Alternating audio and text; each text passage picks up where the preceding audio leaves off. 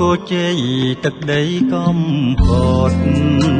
ស្រពន់ទាយមាសសែនស្អាតវិញលៀតក្រោមមេឃត្រទុំត្រពាំងសាលាជួបតាក្រពុំលក់សាច់អង្គក្បែរជើងភ្នំភ្នំរងជំរុំបេះដូងទឹកអាងខ្លាឆ្វងរំចង់ដេដាស់ក្រោមសែងព្រះងាទិត្យរះ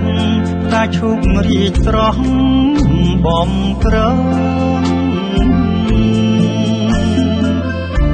បាក់សីបាក់សាភៀវខ្ញាអើងកងសាសាប់ប្រាប់ទៅមុនល្អងថាបងពិតជាស្នេហ៍ស្រីស្រីម៉ៅក្បាលអាងដួងចិត្តបងអើយជឿចោលត្រានត្រាយកុំឡើយសង្ស័យសូមភូមិតបស្ដាច់តាងើតកូនជួយចាំសំដីនំរោមធ្វើជាសាក្សីខ្ញុំស្មោះលើស្រីគ្មានថ្ងៃព្រួលប្រាអរគុណដែលអូនបំពេញបំណងរំលែកវេលាឲ្យបងចងក្រងកំរ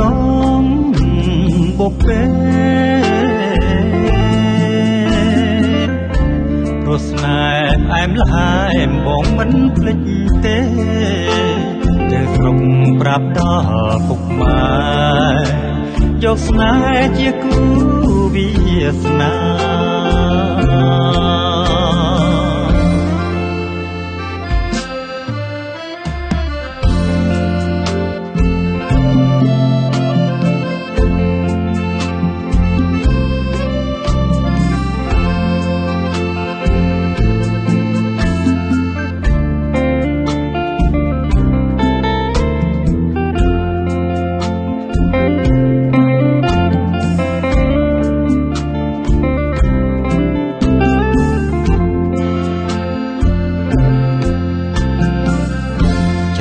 ឆ្នាំវិលវិញអាងស្ងាត់ជ្រងងបាំងសីនៅជុំរំចង់នៅកាជើងចាប់អង្កាញ់លូតលាស់ធំត្រសុំសាខាស្មៅដុសធុបលុបទៀមជីវាអាងធ្លាប់សោកភាខ្លាយទៅជាព្រៃអង្គុយមាត់ទឹកនឹកម៉ៅតូចតន់កន្លែងនេះកាលក្រៀមមុនបងនឹងមាសឆ្អិនធ្លាប់រួមមេត្រីពេលនេះសល់តែអ្នកខ្វៀលក្របីទឹកភ្នែកសងវែកនឹកស្